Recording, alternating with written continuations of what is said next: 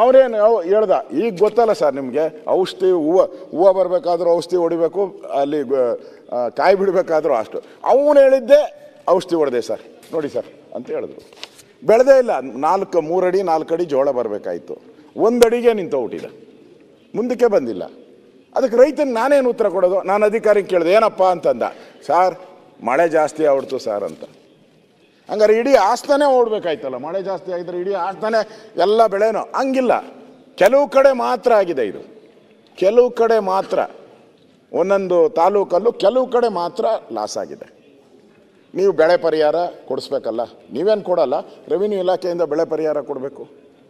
ರೈತ ಅವನು ಎಷ್ಟು ನೀಟಾಗಿ ಕೇಳ್ತಾನೆ ಅಂದರೆ, ನೀವು ಹೇಳಿದ್ದಂಗೆ ನಾನು ನಡ್ಕೊಂಡಿದ್ದೀನಪ್ಪ, ನನಗೆ ಯಾಕೆ ಮೋಸ ಮಾಡ್ತೀರಾ ಅಂತ ಕೇಳ್ತಾನೆ. ನನಗೆ ಉತ್ತರ ಕೊಡೋಕ್ಕಾಗಲೇ ಇಲ್ಲ. ನಾನು ಸಚಿವರ ಹತ್ರ ಮಾತಾಡ್ತೀನಪ್ಪ, ಸರ್ಕಾರದಲ್ಲಿ ನಾನು ರೈಸ್ ಮಾಡ್ತೀನಿ ಅಂತ ಹೇಳಿದ್ದೀನಿ. ಈ ಕಳಪೆ ಬೀಜ ಕೊಟ್ಟಿರೋವಂಥದ್ದು, ಬೆಳೆ ಹಾನಿ ಆಗಿರೋದ್ರ ಬಗ್ಗೆ ನೀವು ಮಾತೇ ಆಡಲಿಲ್ಲ. ನಾನು ಇನ್ನೊಂದು ಹೇಳಿದೆ, ದೆಹಲಿ ನಾನು ಫೋನ್ ಮಾಡಿದ್ದೆ, ಟೈಮ್ ಕೊಡಲಿಲ್ಲ. ಬೆಂಗಳೂರು ಬಂದಾಗ ಕೇಳಿದೆ, ಟೈಮ್ ಕೊಡಲಿಲ್ಲ.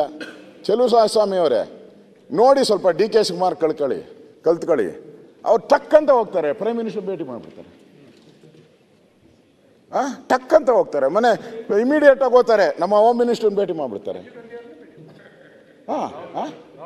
ಭೇಟಿ ಮಾಡ್ತಾರೆ, ಪಟ್ ಅಂತ ಭೇಟಿ ಮಾಡ್ತಾರೆ. ಅಲ್ಲ ಅವ್ರಿಗೆ ಆ ಟೆಕ್ನಿಕ್ ಇರಬೇಕಾದ್ರೆ ನಿಮ್ಗೆ ಯಾಕೆ ಆ ಟೆಕ್ನಿಕ್ ಇಲ್ಲ?